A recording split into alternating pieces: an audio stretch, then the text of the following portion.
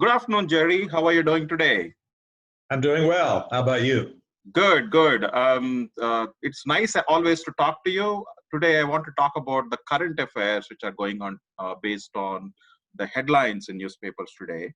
Number of corona cases are surging, and the model right now says that if the same trend continues, the number of cases we're going to see is going to be 100,000 a day, which is very, very, very alarming. What do you think about it? Well, you're asking me the $9 trillion question, because that's what it's costing us if we panic. Of course, that's what pandemic means. It means panic. And so I think we have to look at it in the light of what do the cases mean.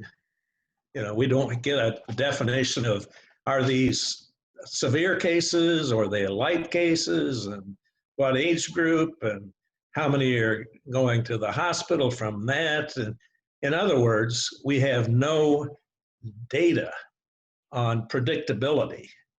It's called probability. You know, we don't have people that are using probability software to give us more data to be able to respond to that. So it's not just myself saying, I don't have enough information to say that it's severe or it's overreacting, or do we look at the past and when the cases included everything and everybody is at the same risk? I would say at this point that we need better data. We need better management of what's going on. So I would say it's about managing the pandemic better. Okay, so what you're saying essentially is, even if you get counts of 10,000 per day per state, we need to break down the number of cases into the age group, demographics, comorbidities in case of if they have any pre-existing conditions, and how many of them are really recovering, how many of them are really on the bed for a long time. If we break those statistics, then we can come to a more predictable approach of how many people are really going to die versus how many people are going to recover. And so our model can be fine-tuned. Is that what you're saying? Yes, in so many words, but I think we should have been doing this since the beginning. This is not like, well, we should do it now, because we've already buried ourselves in debt going on what I'm calling quack science. We can't go on bending the curve and social distancing and housing at home and shutting down the businesses on bending the curve. And when it bends, then we're okay. Well, when it doesn't bend or it spikes, then we're not okay. And we get this from our social media and our TV screens. So, you know, from a personal standpoint, how do I as an individual calculate my risk in terms of how I conduct my life? This is the first time in my life where I had to ask the TV screen what I should do. That's a very startling comment actually you made, you know, because it looks like we are doing, I know, and I now understand what you mean by quack science, because it's not very scientific the way we are doing. I also agree with your point when you say that, okay, when we are seeing surges, case surges, we're shutting down everything. And once we shut down everything, cases go down. And when we open it back, it goes back. So I think this approach of shutting down the businesses when cases are surging is not going to work anymore. No. So we need to have a much more scientific approach of, looking at this pandemic. Well, to answer the question you asked in the beginning, how should we respond to a surging or spiking number of cases? I would say that we have to look at the reality that we are experiencing. Most of this, if not all of it, with high risk is in the elderly, and those in a nursing home that have comorbidities, and those that are obese, and those that are in the neighborhoods where they don't have good medical services. So what should we do? Well, we need to have medical people involved. We're getting this from bureaucrats, in my opinion, and they have a PhD or an MD behind their names. But we have to have somebody out there in the real world, and we're getting that more and more, but then it's always conflicting. It's now politics driven. It's not like Jerry and Carthy can sit here as bipartisan or nonpartisan and start speculating on what's going to happen, because this thing is building up into a tidal wave that's going to bury our economy. We just can't continue to have a shutdown, then 25% opening, then maybe 50%. No, we better go back to 30%. And we better wear masks. Everybody's got to wear a mask, or we have to social distance. Those kind of criteria have gotten us into this bind. So what do we? Yes. I agree with you. So I'll answer that if you want me to. But, so yeah. Go ahead.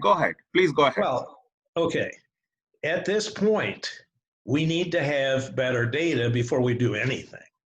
We have to continue to, and they put us through these 3 or 4 or 5 phases, which were, again, based upon data that isn't reliable when you're trying to calculate probabilities and predictabilities.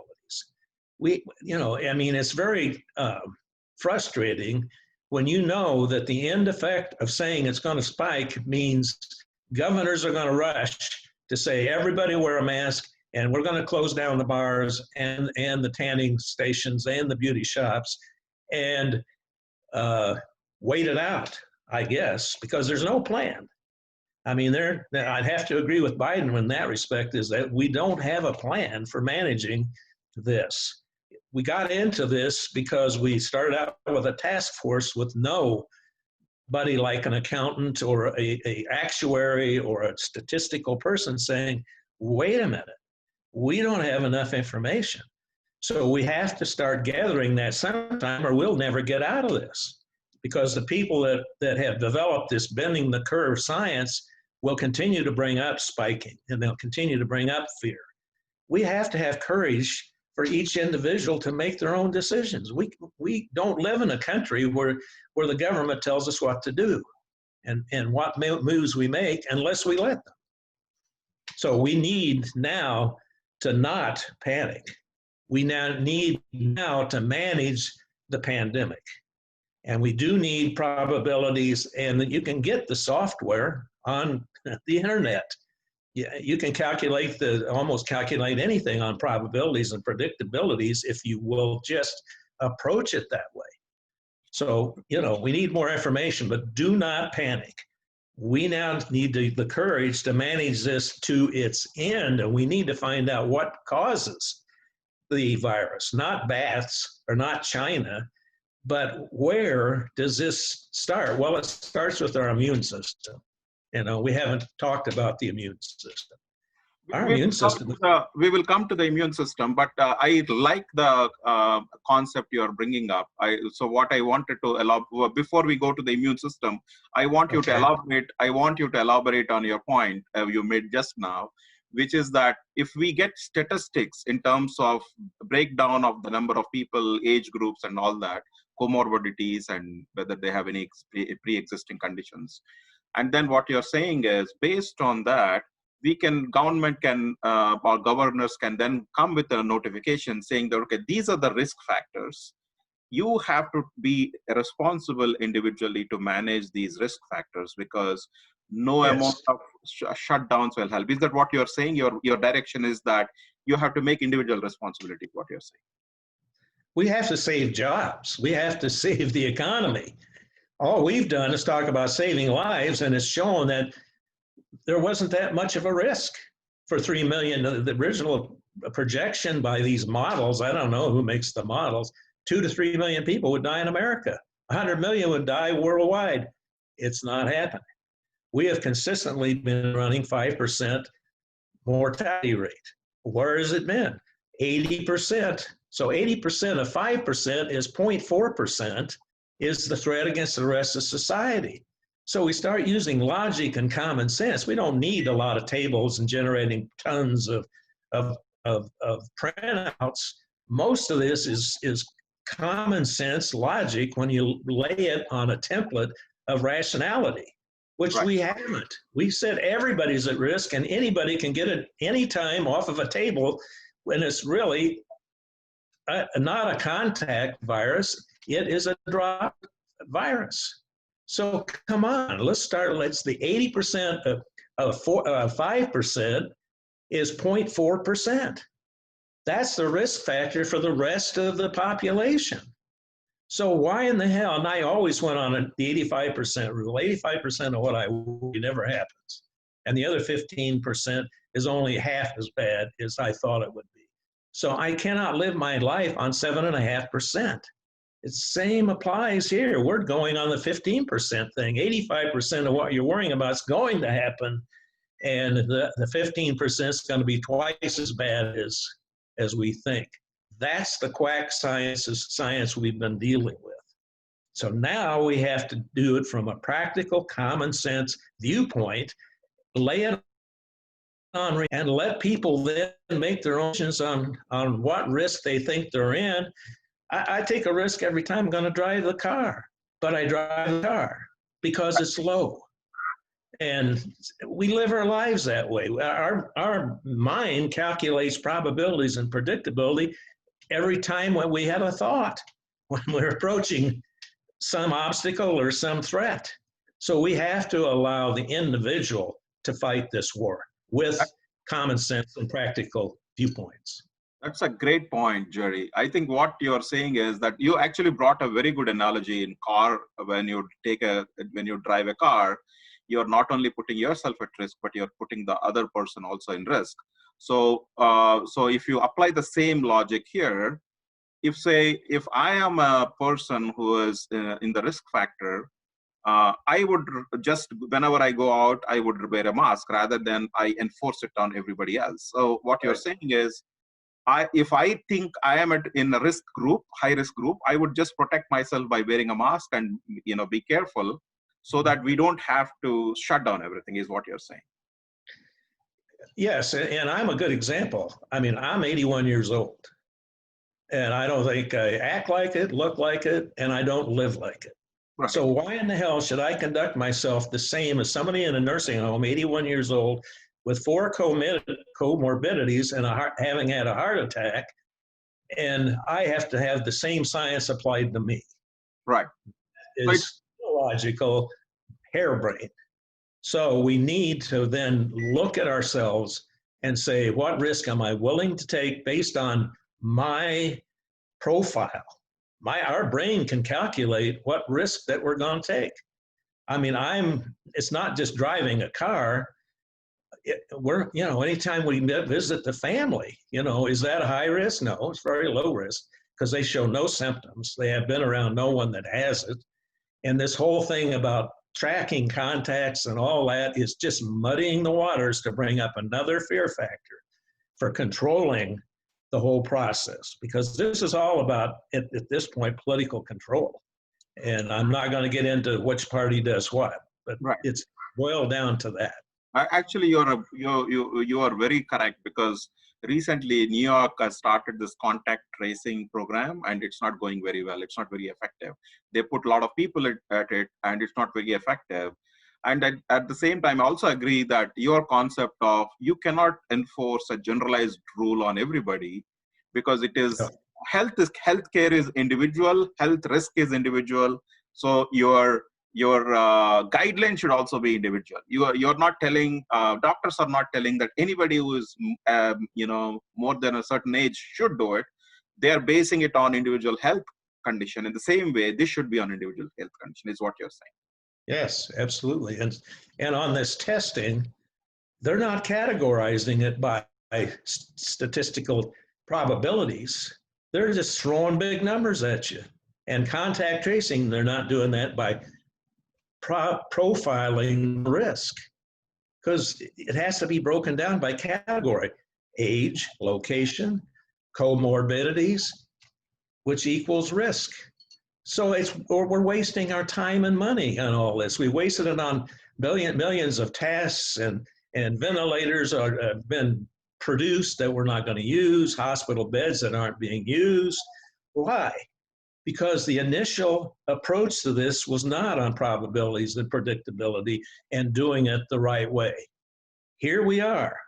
Okay, stop doing it that way. Let's start doing it the right way. Let's get the individuals involved in this, not scare them so they stay home. You know, my family's afraid to have us around because they're afraid they're going to give me something. Right. Well, I'm not just someone that's going to die from it. I believe that I could get it. Maybe I've had it. I don't know. But I certainly would get over it. And they have statistics on that. People my age and older, my doctor said he had 3 patients that had comorbidities in a nursing home, and they got over it. So we need to have more information that's positive. If we manage this with positivity and positive information, we will win the war. The way it's going, we will lose this war, and China will take over as many businesses in this country that go under. I completely agree with your approach. I think you're right. You're right. And then the second point you just said, I wanted to dwell a little more detail is, do you think because individual state governor is following his own approach, this is happening, this creating confusion? Instead of that, if a CDC or a federal organization comes with a guideline saying that, okay, whatever we've been doing is not right so far, it's not proving to be effective, here are the new guidelines, this is the plan we should follow, this is the approach we should follow, and give them a direction rather than just leaving everything for each individual governor to do it. Well, see, I don't see the CDC doing anything than what they have, and the Institute of Medicine and the world. They're covering for the fact they haven't discovered any vaccine or therapy for the common cold or the flu or the COVID flu. So we can't depend on them, because we've been depending on them, and that's why we're talking about shutting down the economy the second time, which I believe shouldn't have been done the first time. We have to look at the states. It has to be done state by state, because many of these states don't have the density of population. First criteria is the density of the population. The second is age group. Well, they found out the younger people get over it and the babies don't get it. And so we're closing down the schools and we're thinking of not opening them again. I mean, that's insane. We can't solve sanity by doing insane things faster. I mean, that's insane. Right. And so we now, state by state, if we can get this out to them, because we're not going to get this from CNN or Fox News, if they could really pick it up, might get it out. But this thing's so politicized, these governors and mayors are operating by the seat of their pants. And so somehow, some way, this needs to get out to them that they need to consider criteria, and then in their own minds, they can start to calculate the risk. I mean, we have a brain, we have a mind that no computer can match. Right. We should be using that knowledge and experience and practicality and probabilities and predict the fact that Wyoming could completely open up and get over everything. New York City, a lot different. Inner cities, hey, that's our problem, but right. We're not working on fixing it. Oh no, we're trying to destroy it. We're shooting ourselves in the foot, you know. So that's my position. Right. So I think you have a very, very good valid point, which is that each state is different in this country. Density of population is different. Based on the density of population, demographics of the population, yes. You need to really make an assessment and do accordingly, rather than just doing blanket, shutdown everywhere. And I also agree with your point on the age, like if babies and kids may not be getting it. So we need to take precautions and start opening up things. Looks like that's the only way to move forward. Well, our schools are the very lifeblood of our not just economy, but our culture. Right. That's where the new ideas come from, and we're squelching them and crushing them with fear, and their parents don't know what to do. And so this should be the first places we open up, not the bars and not the beaches and whatever. It's our schools, because that's the lifeblood of everything.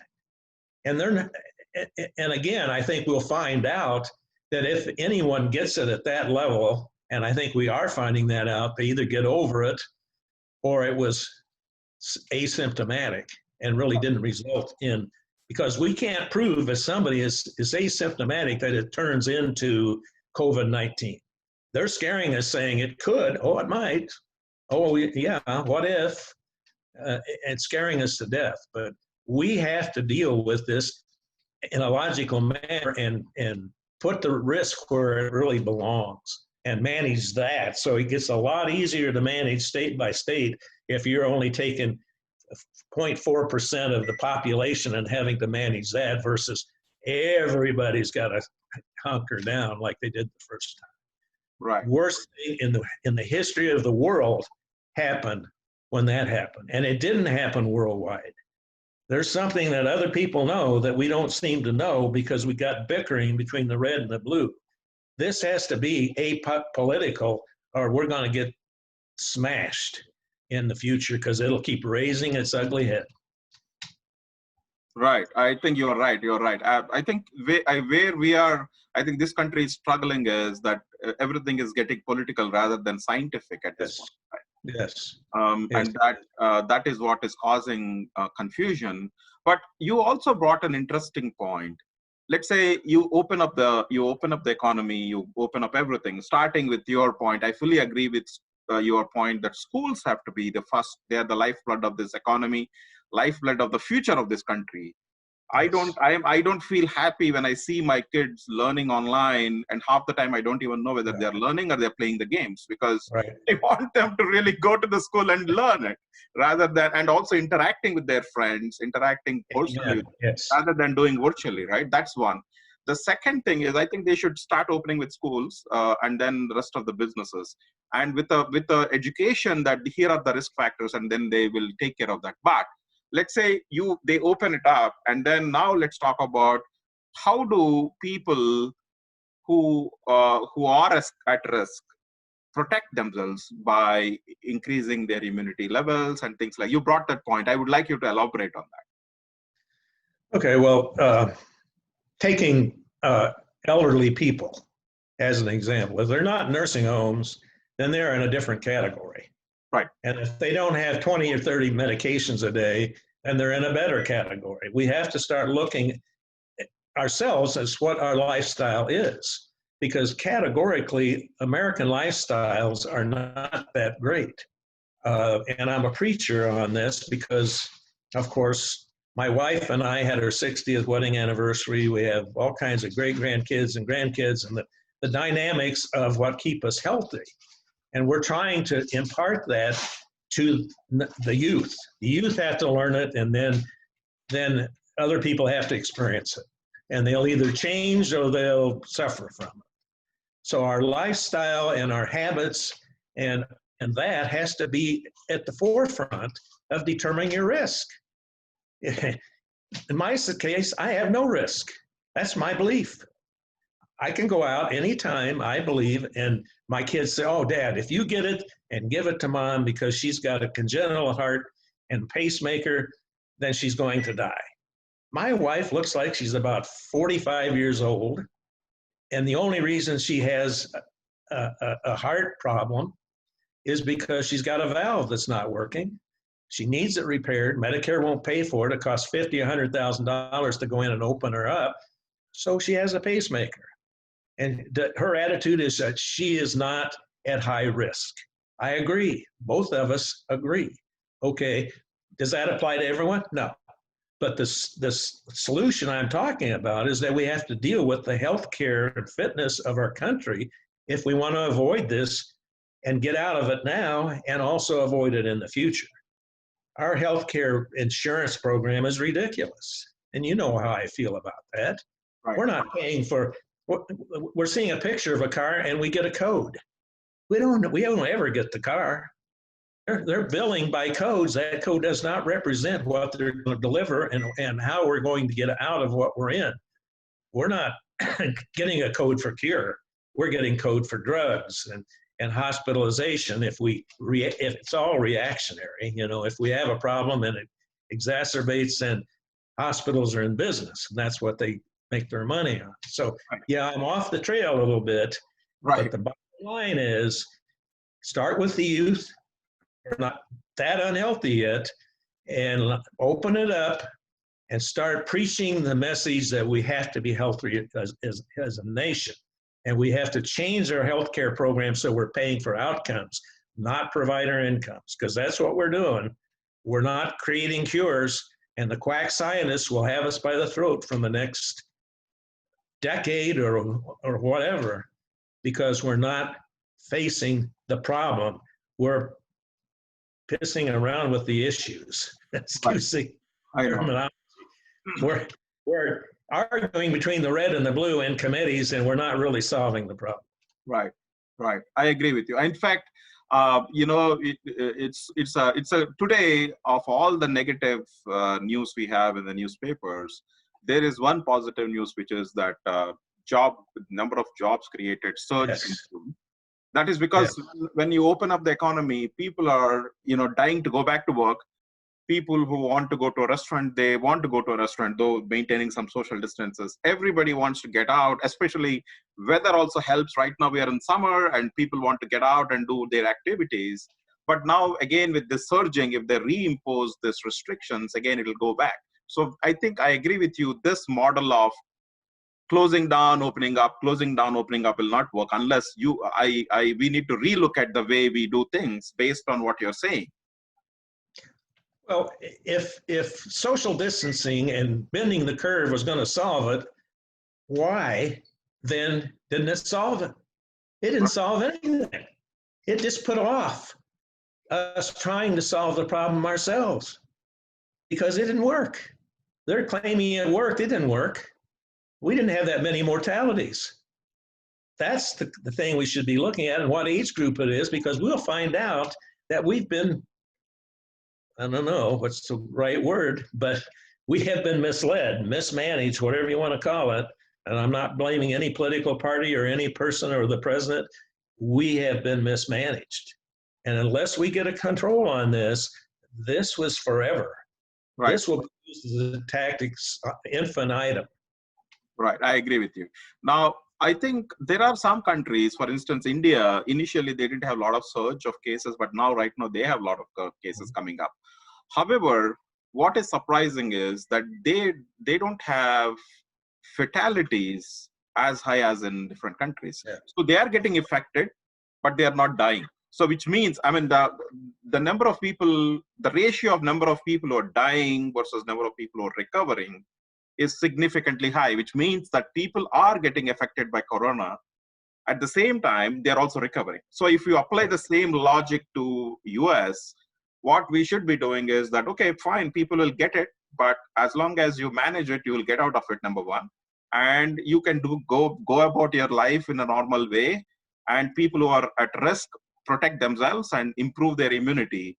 So that, you know, that, okay, people who are already bedridden, you can't do anything about their immunity, but people who are still manageable, I think we should be able to focus on that. That's what you're saying. Absolutely. And it needs to be done now. It cannot be when there's no spike or when there's none of this other stuff going on. Right. Because, you know, you can always say, what if? However, what if there is, all that stuff is fear. Right. We have to cut that out of our social media, and that won't happen overnight, to be positive. Right. Positive create positive results. We all know that intuitively.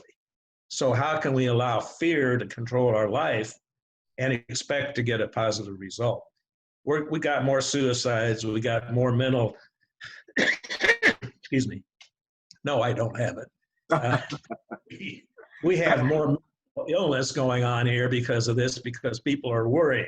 Right. Worry creates all kinds of bad health problems, right? Mentally and physically. We're not helping anybody by scaring the hell out of them and keeping them home, because that's only downhill.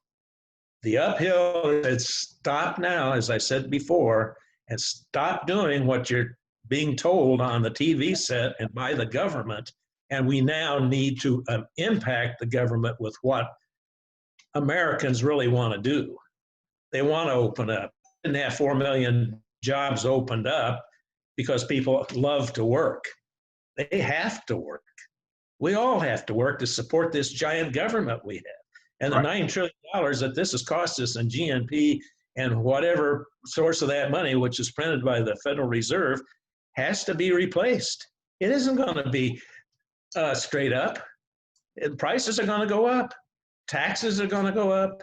The things that we don't want to go up are going to be the price we're now going to pay for this. Who do we blame? We don't. Don't blame it. Just stop and go forward. Right. I think looks like, healthcare has been a biggest drag of this economy as always, but now this COVID-19 has become a much bigger, it's become a double whammy on the government, looks like. Yeah. Yes. Amen. And then I think what we should do in the long term is that as a country, as a nation, we have to see how we can improve our health lifestyles, as you rightly said, and look at improving the overall health of the people rather than just knee-jerk reactions to the thing. Well, you just gave me a segue to my favorite topic. Right now, the government controls all of healthcare. Right. It's a monopoly. They control everything. They control the money. The golden rule is those with the gold shall rule. They control the healthcare budget. The individual has no say. Right. Because I pay the bill. Who's going to listen to me if I don't pay the bill? Right. So we need a system where I am involved as the consumer, where I can hold the provider accountable for this car that they just sold me, and I'm getting a code. And they're telling me Medicare doesn't pay for it. I'm sorry. You're going to have to go home and die. It can result in that. So what do?